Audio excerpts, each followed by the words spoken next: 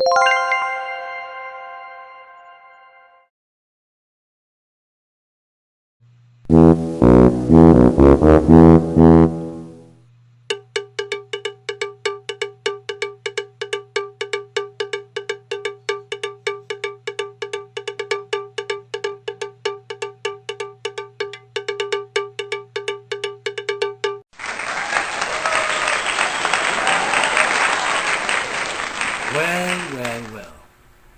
Narito na naman po tayo. Ito po ang inyong kahuntahan, Kuya Clerby po.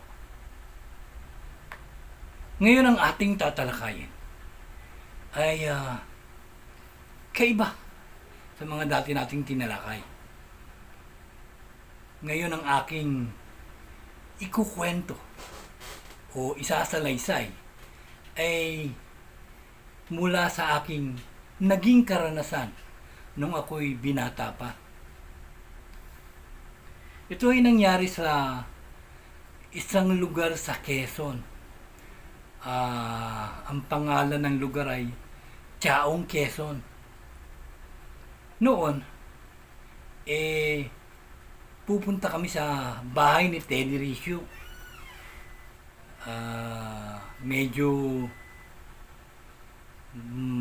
ang lalakaran mo ay medyo malayo at nasa dulo pa, at ang paligid ay puro mga puno ng nyug. Wala ka makita kundi puro ng nyug. Meron kaming kasama, meron nagga-guide sa amin kung paano kami makakarating doon. Habang kami naglalakad ng aking mga kasama o kaibigan, biglang may nakita akong isang lalaki na naglalakad na may dalang asong malaki. So nahalina akong titigan yung nasabing lalaki. At yung aso niyang dala ay napakaganda. Ang laki at ang ganda-ganda. At nang ako'y bumalik uli ng lingon sa aking patutunguhan, bigla akong nauntog. Nabunggo na pala ako sa puno ng nyug. Parang medyo nawala ako sa sarili at parang nahilo ko, medyo malakas yung pagkakauntog ko nung titingnan ko yung paligid, abay, wala na sila. Ako na lang mag-isa doon. Ngayon, baka ako nasa likod ko, abay wala. Hindi ko na sila nakita.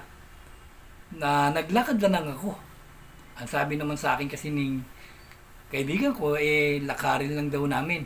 At doon sa dulo, andun yung baryo na aming pupuntahan. At nagpatuloy ako sa paglalakad. Hanggang sumapit ng gabi, hindi pa rin ako nakakarating doon sa sinasabi nilang baryo. Pinatakot na ako, sabi ko, ano na nangyayari? Bakit ganito? Noon kasi wala pang cellphone. Wala pang mga gamit na maaari kang makontak. Kaya, sige, naglakad pa rin ako. Pero malayo na yung nalalakad ko. Talaga, at saka madilim na. Alas wala na nga akong makita Buti na lang meron akong dalang maliit na flashlight na aking ginagamit. Patuloy ako sa paglalakad hanggang napagod na ako. Pero hindi ko pa rin makita yung sinasabi nilang baryo, kasi may may arko na nakalagay, baryo Masitahin. Wala naman ako nakikitang arko. Kaya nagpatuloy pa rin ako ng paglakad. Pagod na ako. Nagugutom na rin ako at uhaw na uhaw. Ganun na lang yung habang naglalakad ako, ganun na lang ang aking saya dahil may nakita akong ilaw doon sa dako pa roon. At dali-dali ko itong pinuntahan. At nang ako'y makarating doon, isang maliit na bahay kubo na yari sa tawag nito, yung kubo, yung mga ginagamit sa kubo. At bakit ako, may hagdanan, nakabukas yung pintuan at may ilaw. So nagtao po ako. Sabi ko, tao po. magandang gabi po, sabi ko. Pero wala sumasagot. Kaya, sabi ko, kung may tao doon sa itaas, eh, makikita naman ako umakyat at siguro pagbabawalan ako kung sakasakali makita ko. Pero, kinakabahan ako. Hindi ko alam yung aking gagawin. Ganun pa man umakyat ako doon sa hagdan. 3 paitang lang eh. Medyo mababa lang at may ano na. Paghakbang kong ganun, 2, nung makarating ako sa may pintuan mismo, biglang may nagsalita. Hindi ko pa siya nakikita. Kung sino yung nagsalita, ang sabi sa akin kanina pa kita hinahantay. Bakit ngayon ka lang? Ang sabi ko sino ba kayo? Tumuloy ka lang. Siyempre, kahit sino naman akabahan. Dahil, isipin mo, sasabi sa akin kanina pa ako hinihintay. So, naglakad ako papunta sa loob. At doon nakita ko yung lampara. At sa may gawing kanan, nakaupo yung isang lalaki, supa, na yari sa kawayan. Isang matandang lalaki na sa totoo lang hindi ko gaano maaninag yung muka dahil parang naanuhan nung lampara, yung ilaw, nagliliwanag yung mukha, hindi ko masyado maaninag maigi. At sabi niya, maupo ka. Aba, sa totoo lang, hindi ko alam kung upo ako. Dahil, talagang kinakabahan ako. Pero, ewan ko ba, bakit ako sumunod sa kanya na umupo ako? Pag upo ko, sabi niya, alam ko, sabi niya sa akin, pagod na pagod ka. Gutom at uhaw, di ba? Sabi ko, oo nga ho Sabi ko, nagugutom na nga ho talaga ako. At parang na nga ayaw ko nang lumakad dahil pagod na ako. Narito na po ba ako sa baryo? Sabi niya, walang baryo dito. Sabi ko, sabi ng mga kaibigan ko, may baryo road dito Ay wala, sabi niya gano'n sa akin. Sabi niya, biglang merong lumabas na babae. May kasama pala ito dito, sabi ko. At may daladalang tinapay at kape. Sabi ko nabumutom na talaga ako. Sabi ko nga. Sabi niya, sige, kumain ka muna bago tayo magkwentuhan. Tiningnan ko yung kape. Mainit na mainit. Pero yung tinapay, parang inaamag na siya. Umiamag na siya. Sa isip ko kasi probinsya siya, kaya ganito. Kaya yung tinapay may inaamag na. Pero hindi ko binitawan dahil talagang gutom na ako Sabi niya, sige, kainin mo. Pagkain ko sa tinapay, sarap-sarap ng tinapay. Naku, ibang lasa na talaga namang ang sarap. Sabi ko, ngayon lang ako nakatikim ng ganung tinapay. Pero tingin ko parang inaamag na talaga siya. Oo, sarap, kain ako. Nung maubos ko yung tinapay, ininom ko naman yung kape. Sabi niya, sige, inumin mo yan. Pag inom ko sa kape,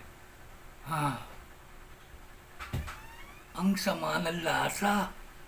At pagkapait-pait, walang asukal. Hindi ko maintindihan yung lasa kung barako ba yun. Basta sobra sa pait. Ang grabe, sabi ko. Ay naku, ang pait-pait naman nung pinainim sa akin, sabi niya. Pero alam niyo ba, naubos ko yun. Ewan ko ba, gutom talaga ako At nauhaw Naubos ko yung kape. Kahit na ang sama ng lasa. Tapos sabi niya, alam mo ba, yan kinain mo. Yan ang buhay. Yan ang pagiging buhay mo. Sabi ko, ano naman kinalaman yung tinapi at kape sa buhay ko? Sabi ko sa kanya. Ang tinapay, yan ang sarap o kaginhawang mararamdaman mo sa iyong buhay. At yun namang tasan ng kape, yan naman daw ang masakit, mga mapait na mangyayari sa aking buhay. Na mga frustration, ganun. Marami raw akong frustration na darating sa aking buhay. Sabi ko naman lahat naman magkakaroon ng frustration. Sabi niya, basta makinig ka sa sasabihin ko sa iyo. Ngayon, tinanong ko kung anong pangalan niya. Sabi niya, siya raw ang tinatawag na Supremo.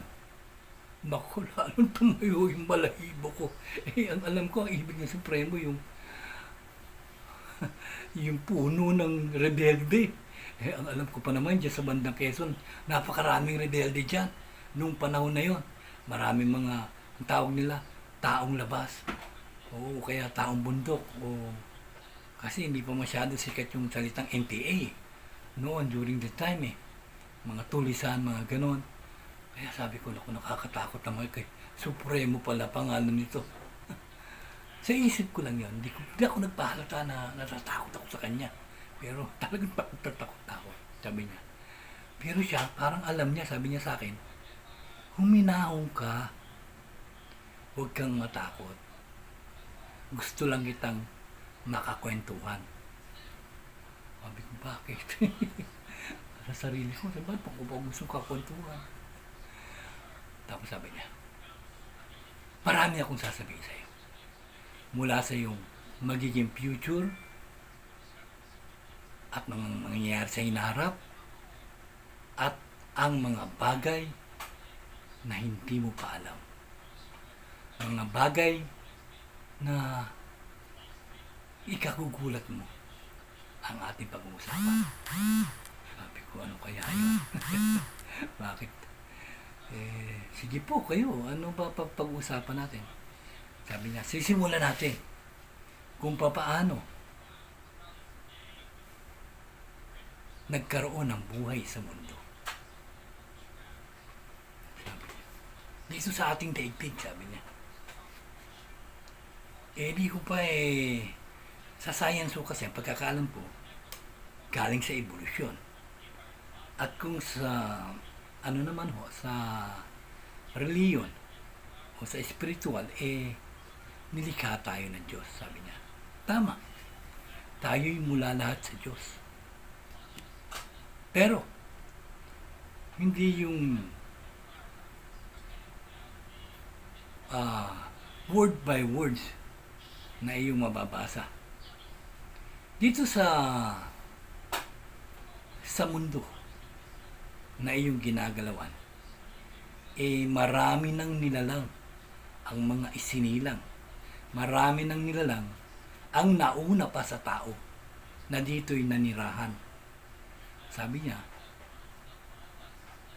mga 3 hanggang 4 bago nagkaroon ng tao. Yun daw mga unang nanirahan. Yung una raw na species o entity na dito'y nanirahan mula sa ibang lugar ng kalawakan. At dito'y napadpad. At nagustuhan nila yung lugar. Pero yung during that time daw, napakainit pa raw ng mundo. Talaga namang Pero sila, akmado sa kanilang karakter o pagkatao. Sabihin natin pagkatao, kasi nanira sila, sabihin natin, na yung atmosphere, yung paligid, akma sa kanila. Kaya maaari silang tumira na kahit napakainit maluluto ka, malilitsyon ka raw. Yung malilitsyon yung balat mo kapag tumira ka dito noon during that time.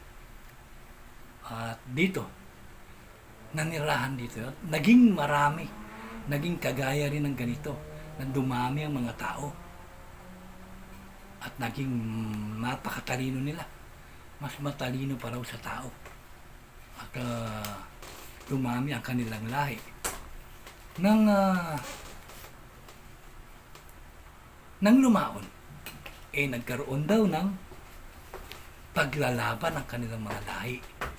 At yung tinatawag na digmaan. Dahil sa kanilang talino, napuksa daw lahat ang kanilang lahi. At mula noon wala nang nanirahan sa daigdig hanggang dumating ang panahon na biglang lumamig ang ating planeta dahil tinamaan ito ng isang malaking nature o malaking asteroid na mula sa kalawakan. At ito raw, yung asteroid na yon, tumama sa ating daigdig at bahagyang naasog ang ating daigdig. At yung asteroid o yung malaking tumama sa atin, tumalsik din daw. Kumbaga hindi talaga direct na hit, kundi tumalsik. Pero dahil napakalakas ng gravity ng ating mundo, tumigil ito. At ang sabi niya, ito raw ang naging buwan. Sabi ko, fairy tales. Sabi ko sa isip ko, mukhang hindi ako talaga, parang hindi ako naniniwala sa mga sinasabi nito. Tapos, nag-evolve ang mundo. Nagpatuloy sa pag-evolve hanggang lumamig at nabalot ng yelo ang buong mundo. Ang nangyari, nung mabalot ito, merong mga nilalang na lumabas. Mga iba-ibang uri na nilalang na kayang tumagal sa lamig. Sabi nga nila yun daw, yung mga entities mula rin doon sa mga bagay na naririto na nag-evolve. Mga dati mga one cell na nag-evolve hanggang nagkaroon ng mga katawan at nanirahan sa itaas at sa labas ng daigdig. At ito daw mga malalaking uri na nilalang na masatalino rin, parang tao rin. Subalit, mas matalino sila. At mas mabilis daw ang kanilang pag-unlad dahil napakatatalino raw nito mga nilalang ito. At nagkaroon daw ng, kung tayo aeroplano pa lang daw ang ginagamit, doon kung ano-ano ng mga spaceship daw ang ginagamit para sa mga paglalakbay, kung ano-ano. At napakatakas ng uri ng buhay. At napakaraming computer, kung ano-ano raw. At ang computer na yun hindi pa nagagawa o hindi pa nagagawa sa panahon natin, sabi niya. Medyo namangha ako. At dahil daw, tulad ng naunang mga nilalang, hindi rin daw mabuti ang kanilang mga isipan. Merong mabuti at merong masama. Kasi nga, sabi niya, dito raw sa buong universe nahati sa dalawa. Isang negatibo at positibo. At walang bagay o hindi magagawa o maayos ang anumang bagay kung walang positibo at walang negatibo. At kapag ito'y nagsama, nakakabuo ng mga bagay-bagay, nakakabuo ng buhay, nakakabuo ng planeta, nakakabuo ng kung ano-ano. Yan ang pagkakapaliwanag niya sa akin. Sabi ko, ba nito, medyo matalino itong tao na ito, pero parang katang-isip lang, sabi ko. Parang fairy tales pa rin. Sabi ko, pero sabi niya, may Diyos daw talaga na aming pinagmulan. Kaya ako lalong nagulo isip ko. Tapos daw, itong mga nilalang na ito, ay karamihan ay mga naging sakim. Gusto nila kanila ang lahat ng lugar, kanila ang lahat ng bagay. Kaya ano ang nangyari? Nagkaroon muli ng digmaan sa kanilang lahi hanggang sa maubos sila. Ang kanilang sandata ay mas matindi pa raw sa nuclear na sa isang iglap, wala nang buhay. Amo na lang daw lahat. Ganun daw katindi. Parang antimatter na kapag wala na, tapos na agad. Wala ka na pagtataguan. Dito, sa nangyaring digmaan, ay unti-unting nanumbalik. Unti-unting uminit ang daigdig kaya kasi yung yelo ay natunaw. Ngayon, yung hindi naman lahat ng yelo ay natunaw daw. Sa North Pole at South Pole, andun na punta yung mga yelo. Kasi hindi raw gaanong natatamaan yun ng sikat ng araw. At ito ay nagkaroon na naman ng bagong daigdig. Naitsura ang bagong daigdig dahil sa labanan na yun ng mga sinaunang nanirahan dito sa ating daigdig. At binaglawan, nagpatuloy ang pag-evolve ng ating planeta. At nagpatuloy din ang pag-evolve ng iba-ibang uri ng buhay, iba-ibang klase ng buhay, halaman, mga buhay sa dagat, buhay sa lupa, at nagpatuloy daw hanggang di lumaon ay nagkaroon na naman ng isang lahi ng matalino na siyang nag-govern sa mundo. Oo. At pero noon daw, dalawa lang daw ang kontinente. Lahat halos dikit-dikit pa. Yun ang pagkakasabi. At mas marami, ang tubig daw ay talaga namang malawak. Ay na nangyari. At nabuhay dito yon. Pero hindi yun gaano nagtagal. Kasi nga napakabilis na kanilang pag-evolve. Oo, at mabilis silang naging matalino. At tulad ng nangyari sa mga ulat pangalawa, nagdigmaan din sila. At ito ang naging bunga. Nagkaroon ng matinding gulo ang ating mundo. Lumindol kung ano-ano, lumubog yung mga nasa itaas, umibabaw yung nasa ilalim, at nagbago. Naubos sila, naubos yung lahi. At nagbago na naman ang itsura ng daigdig. This time dumabas na yung maraming kontinente. At ito na yung kontinente kung saan nabuhay ang mga iba-ibang uri ng hayop noon. At iba-ibang uri ng mga nilalang. Kagaya ng mga dinosaur, malalaking At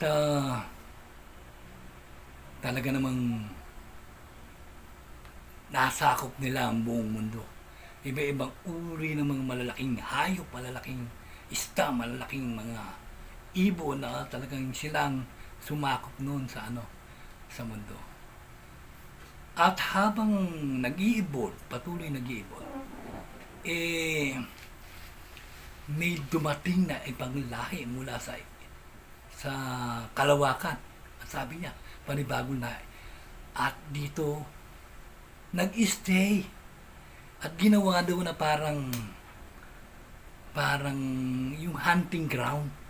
Na kasi malaki mga hayop dito, ginawa nilang hunting ground. Na pumapatay sila ng kung anong uring hayop. Oo. At tatlong lahi ang pagkakasabi niya na mula sa iba-ibang lugar, planeta, sa kalawakan o sa universe. Sabi ko, matindi nito. Parang maloloko na. Parang sasabog na yung utak ko sa kaalaman na hindi ko alam kung totoo. Sabi ko, pero nakinig pa rin ako. Kasi interesado ako, mahilig ako sa mga ganyan. interesado ako sa mga sinasabi niya. Eh, yun daw ang naging simula ng mga tatlong uri na nilalang dito. Sila yung ibang may nilalang na napakalalaki. At talaga namang masasabi mong mga higante. Meron naman napakaliliit. Meron namang nakatira lamang sa dagat at sa tubig. Yun ang mga nilalang na nasa tubig. Meron namang mga nilalang na sa lupa. Pero maliliit sila, hindi sila ganong malaki. Na parang kamag-anak pa nga ng mga, kasi parang ganun, parang dinosaur. Ang mga itsura nila, pero hindi naman sila dinosaur. Yan ang pagkakasabi niya sa akin. At itong lahi na ito, eh dito na umusbong ang lahi ng tao. Dito unti-unti nang nag-evolve ang lahi ng tao. Na mula mismo sa mga organism na galing sa daigdig, hindi galing sa kalawakan. At sila ay unti-unting na-develop. At hanggang magmula sa parang unggoy daw, sabi, hanggang ito'y naging mukhang tao, hanggang naging tao. At nang sumapit na raw ang naging tao, dahil na matatalino raw yung mga nilikha na ito, ay ginawang alipin itong mga tao. Sila yung pinagtrabaho ng kung ano-ano, sila ang pinagano. Pero, alam niyo ba, nagkaroon ng digmaan ang tatlong lahi nito. At dito, sa digmaang ito ay naubos ang kanilang mga lahi. Na parang atomic bomb daw yung mga kanilang mga sandata na isang syudad na napupuspos, nawawala, natutunaw. Ganun daw katindi ang kanilang mga sandata. May sinabi pa kanya, Anunnaki, malalaki daw, Anunnaki, ewan ko ba. Kasi yun ang pagkakasabi niya Anunnaki daw, yung ganon. Ang malalaking ano. At doon, dahil nagkaroon ng matinding pagkagulo uli ng daigdig. At this time, lumubog ang maraming mga lupa at umulan daw ng pagkatodo-todo. Na parang masasabi mong bahang gunaw, ganon. Parang nagunaw sa baha ang buong mundo at ang mga tao raw ay nangamatay. Pero ang sabi niya, may mga ilan din daw ang mga nangaligtas. May mga lahi raw mga nangaligtas na kagaya ng mga maiitim na lahi, mga mapuputing lahi, o tatlong, hindi mga limang lahi o limang lahi daw yung nakaligtas. Ng tao sila lahat ng mga yon, yung mga dating mga nawala silang parang bula sa daigdig. Pero ang sabi nila, ang iba lang daw ay nasa dagat at ang iba naman nasa ilalim ng lupa. Ayun ang pagkakasabi niya sa akin. Naalala ko tuloy yung kinento sa akin ng isang lalaki din na sabi niya may mga reptalya daw, may mamalya at kung ano-ano pang may sa panlahi na nabubuhay pa rin daw hanggang ngayon na kasama ng tao. At ang natira ay lahi ng tao, sila yung ngayon na mayagpag sa daigdig. Tayo nga. At tayo na ngayon ito. Na pinapangambahan niya na baka maging tulad din ng iba. Dahil sa kasakiman, sa kapangyarihan, sa kasakiman ng mga bagay-bagay, material na bagay, kasakiman sa mga lahat.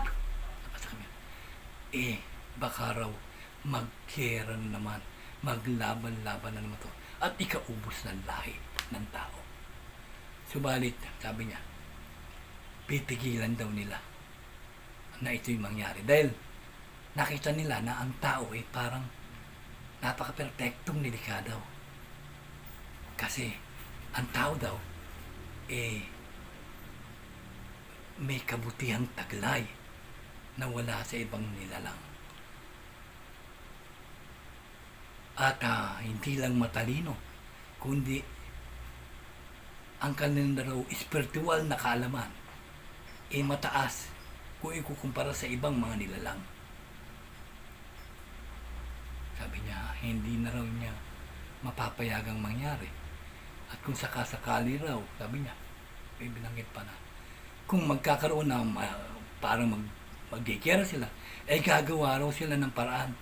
Gagawa raw ang nature ng paraan upang hindi matuloy ang mga bagay nito. Dahil mapupunta sa nature, mapupunta sa mga ginagawa ng nature, ang kaisipan ng tao, mawawala ang kera. At sabi niya, kailan naman po ito mangyari? Sabi niya, maaaring malapit na, siguro mga isang dekada, 2 dekada, 3 dekada, hindi pa rin niya alam, conforme sa kaisipan ng tao, sabi niya. Sabi ko napakabigat naman ng inyong mga sinabi. Parang hindi ko maintindihan. Naguguluhan ako. Pero malinaw na pumasok sa isipan ko. Ano ba talaga ito? Totoo ba talaga? Sabi niya. Handa mo. Ang lahat totoo. Pero ang lahat ilusyon lang. Lalong nagulo isip ko. Totoo ang lahat tapos ilusyon lang. Hindi ko na maintindihan ito. Sabi niya. Sabi ko, ano ba ito? Parang ayaw ko na magpag-usap sa taong to. Parang ewan ko. Pero nababaitan ako sa kanya. At malumana yung boses niya. At sabi niya, gusto raw niya ako. Sabi ko gano'n, ano naman ang bakit niya nabahaw ko kinausap, sabi niya. Maraming bagay na gagawin ka sa hinaharap. At sana iyong matupad, sabi niya gano'n. Ganun po ba? Ano-ano po ito? Alam niyo ba? Sa susunod na episode natin itutuloy ito. Yung mga pinag-usapan namin kung ano mangyayari sa hinaharap ng tao. Pero alam nyo, hindi ko naman sinasabi, maniwala kayo dito sa sinasabi ko. Ako hanggang ngayon, hindi ako sigurado na totoo nga. Lalo na sa susunod na episode na ikukwento ko sa inyo tungkol sa mga iba pa niya sinabi, lalo kayong magtataka, baka sabihin nyo yung kausap ko si Raulo. Pati tuloy ako pa na ako si Raulo. Kasi kinukwento ko yung sinasabi, pero hindi. Iba ang naramdaman ko sa kanya. At talaga namang kung anong meron ako ngayon, siguro galing totoo yung mga sinabi niya Maraming nangyaring totoo O kaya nga, sa next episode, ikukwento ko naman to sa inyo. Yung mga pinag-usapan ngayon, anak ko, ilagay nyo na lang sa utak nyo. Hindi ko sasabihin totoo yan. Basta, yan kasi ang pagkakasabi niya. Pero ang nagulat lang ako sa kanya, ang sabi niya, lahat tayo ay galing sa Diyos. At talagang may Diyos. Hindi ko natanongin sa kanya kung may langit. Pero mababanggit yan sa susunod nating episode. Baka mababanggit ko sa inyo kung paano ang pagkakasabi niya. Yun. Medyo doon ako medyo naniwala sa kanya. Kaya hanggang sa susunod, huwag kayong bibitaw sa pakikinig at panunuan. Dahil kahit pa paano marami kayong matututunan. Hindi pa nga talaga perfecto yung pagkakakwento ko Kasi perfecto, galing ng pagkakwento. Sa akin medyo may mga nakakalimutan pa nga ako Pero babalikan din natin yan sa other day. Kung ano yung mga nakalimutan ko na sabihin tungkol dyan sa paano nagmula ang buhay dito sa mundo. Paano? Hanggang dito na lang. Hanggang sa susunod.